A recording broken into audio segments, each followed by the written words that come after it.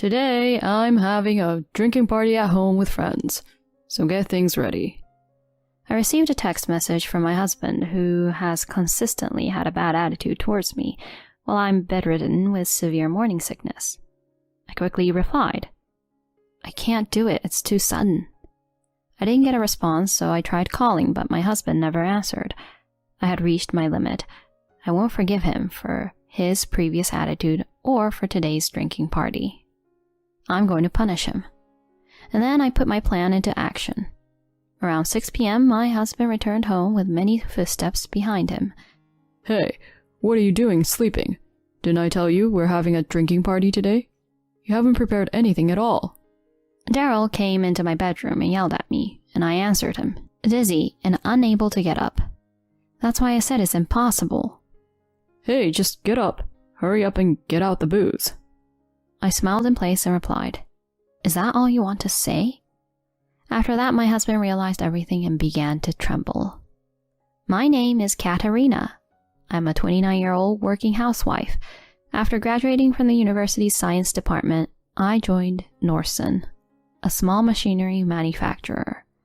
Despite being small, it possesses a strong technical expertise and is a highly respected presence in the industry, with a high job acceptance rate. During the interview, Daniela, the female president and representative of the company, told me, "It's unusual for women to want to join our company. Your university grades are excellent. I've interviewed you and found you to be a great person, and I'd like to invite you to join our company." "Oh, thank you so much. I will definitely strive to be of great value once I join." "Work hard from now on, okay?" From that moment, the president became my role model. In getting the job offer from Nordson, which was my first choice, became the happiest event of my life. Working here was hard, but also fun. I wasn't underestimated because I was a woman, and I was entrusted with significant tasks, allowing me to see my skills improve over time. In my third year at the company, I was approached by Daryl, the sales department manager, at a social gathering. Was there ever a girl like you in the R&D department? It's rare for a girl to join our company. I was nervous as Daryl approached me in a casual manner. After all, he's the biological son of the president and the executive director. It's widely rumored within the company that he's the next successor. I was nervous talking to Daryl at the time, but for some reason he seemed to like me. You're like a serious and modest person. Quite refreshing. Hey, how about going out for a meal next time? Thus, Daryl and I started going out to dinner together. Daryl has a liberal arts degree, which is unusual for our company, and he is a good communicator. He seemed to have a personality suited to sales. In fact, he seemed pretty good at his job. Daryl's lighthearted, or rather cheerful personality was also refreshing to me. They say people are drawn to what they don't have, and I was no exception. We dated for about a year and a half, and eventually Daryl proposed to me. Katerina, let's get married. Please accept my proposal. Daryl, thank you. I'm very happy. I happily accepted the ring that Daryl offered. As I gazed at it with delight, Daryl teasingly said, "By the way, isn't this what they call a Cinderella story? Marrying the future company president?"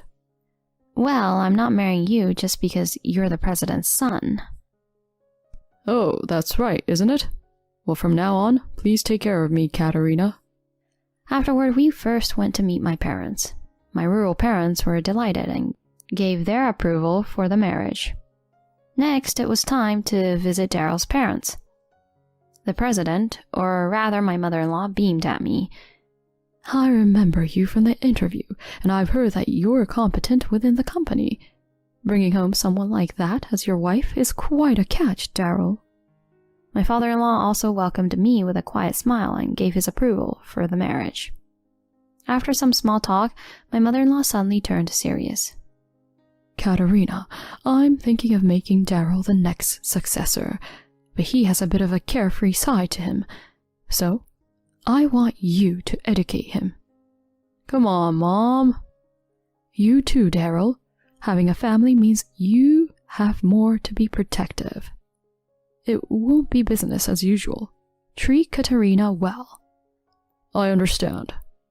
Mom, Dad, I look forward to your support from now on. I greeted them in this way. A while later, we had our wedding. We invited all the employees and had a grand celebration. Later, my mother-in-law presented us with a gift for our wedding. We began living together in a single-family house. I thought that our happy married life was about to begin, but I soon encountered a problem. Daryl was the type who didn't do any household chores. He had experience living on his own, so he should have been capable. But he didn't even press a button on the washing machine. While I was doing all the household work, he would lie on the sofa watching TV. I also had my job to attend to, so taking on all the household chores was honestly a burden. When I lived alone, I could get away with making a simple dinner and doing the cleaning on the weekend, but it was different when living with a husband. After 3 months of living like that, with only me doing the housework, I finally complained to Daryl. Hey, Daryl, I have a favor to ask. Can you help out a bit more with household chores? Daryl, without taking his eyes off the TV, responded like this. Huh? Can't you just keep doing the chores like before? I'm tired from work. I work too. It's not fair that I'm the only one responsible for household chores. This is unreasonable. What's unreasonable about it? I'm the next company president, you know. Are you suggesting that such an important figure should do household chores?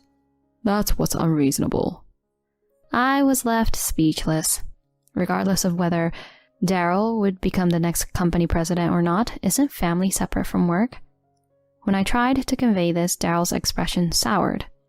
Katerina, you came here as a bride, right? Household chores should be done by women. Was this his true opinion? I was in shock at his outdated statement, and Daryl casually said, Right, I'm inviting friends over from now. Do we have any alcohol? What? From now? Make sure you can entertain my friends properly. You're my wife, after all. My concern wasn't just that my husband wouldn't help with household chores. Daryl frequently invited his college friends over to our house for parties. Each time I had to prepare alcohol and food, and my precious leisure time was being taken away. I understood that Daryl had his social connections and valued his friends, but honestly, dealing with this every week was exhausting. About a year into our marriage, I started experiencing health issues. I felt dizzy and had mild nausea that persisted. I decided to go to the hospital thinking it might be something serious. To my surprise, I was informed that I was pregnant. Overjoyed, I shared the news with my husband, and he was equally thrilled. Katerina, is it a boy or a girl? You're getting ahead of yourself, Daryl. But I'm really looking forward to it. I'm so happy. I genuinely felt glad to see the happiness on my husband's face. After that, we shared the news of my pregnancy with my in-laws who live nearby, and they were even happier than Daryl. Congratulations, Katerina.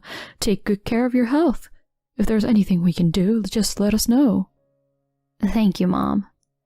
At that moment, my father-in-law said to Daryl, Daryl, from now on, make sure to support Katerina.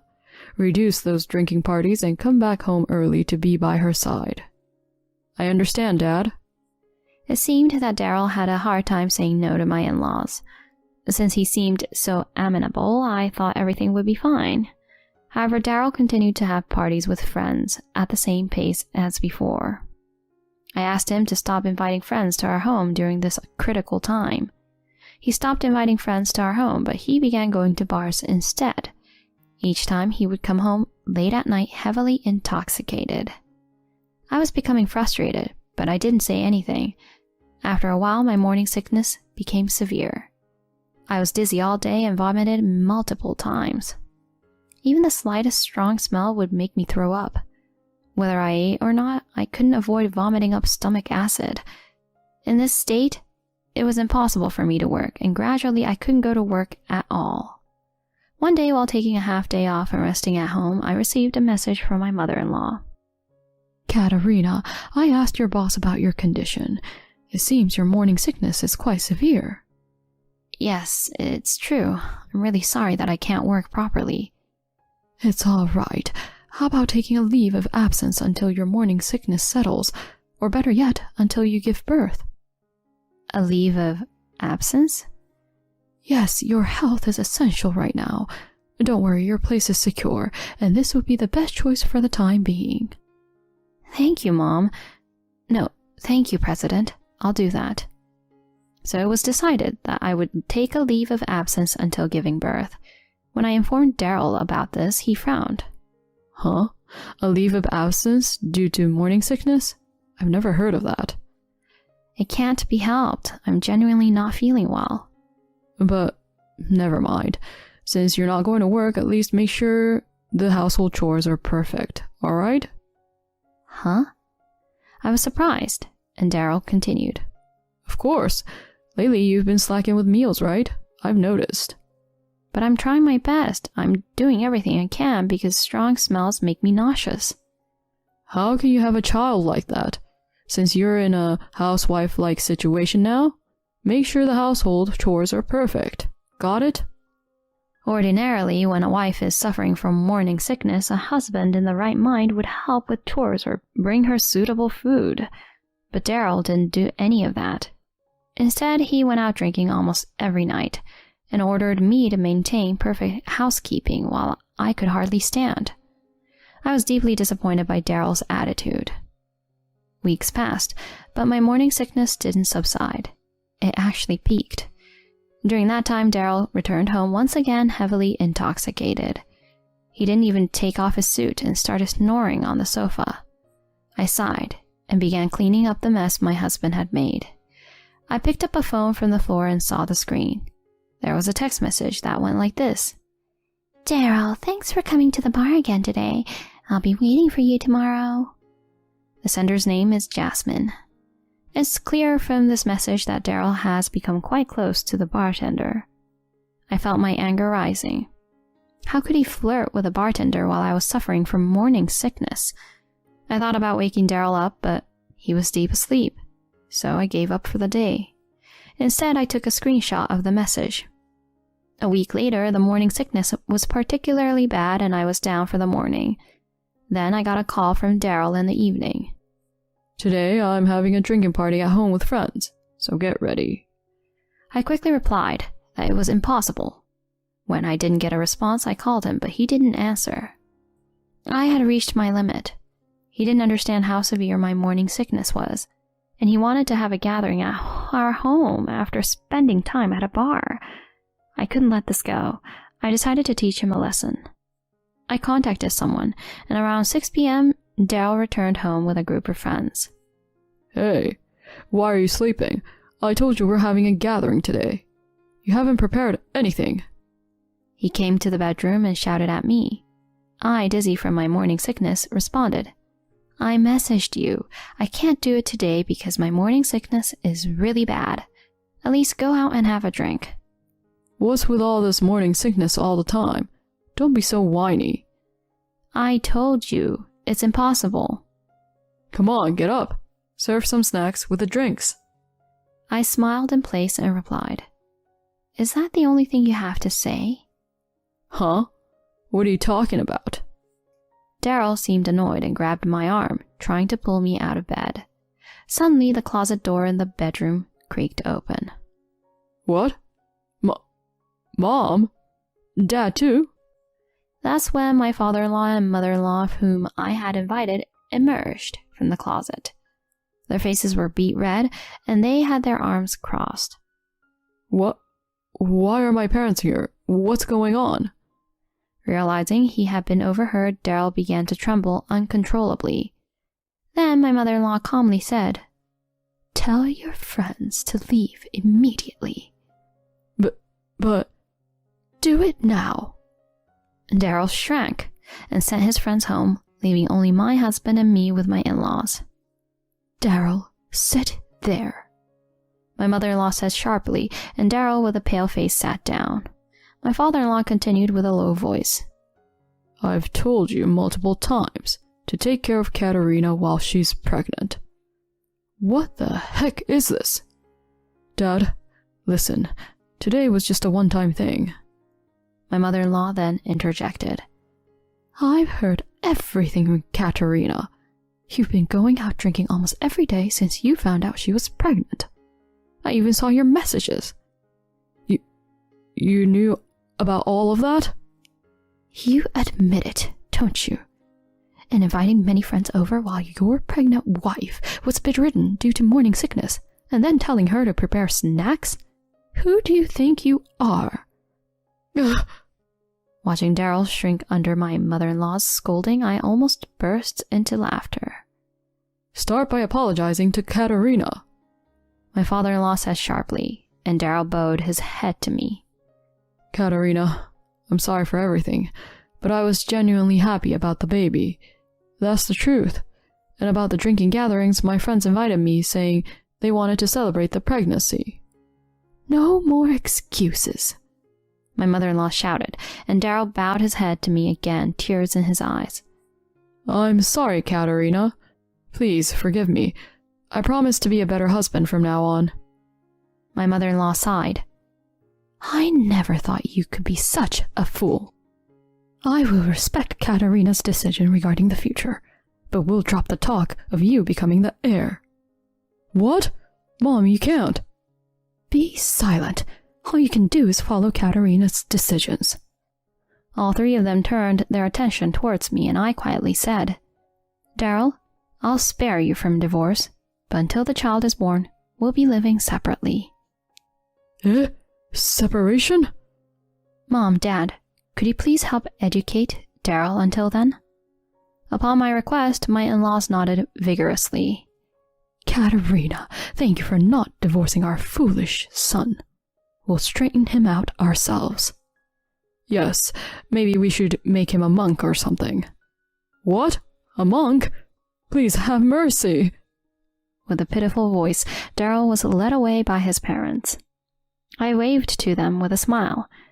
As promised, afterward, Daryl and I lived separately. He was forced to do all the housework at his in-laws' house and was strictly disciplined by his parents. And it seems like he really was made to have a monk's haircut, too. Later, Daryl contacted me repeatedly for help, but I ignored him. A few months later, with the help of my in-laws, I gave birth safely. A sweet little boy was born. When Daryl was allowed to meet him, he quietly shed tears. Now, Daryl and I are living together again. He's become a different person, coming home early, helping with household chores and childcare. He's working hard to regain recognition as the heir apparent. I'm sorry for what I did back then. I was truly at fault. He apologized, with his head lowered. While forgiving him, I made it clear that I would be taking the lead from now on. My in-laws have always supported me and showered love on their grandchild. I'm grateful for them, and I want to continue living happily as a family.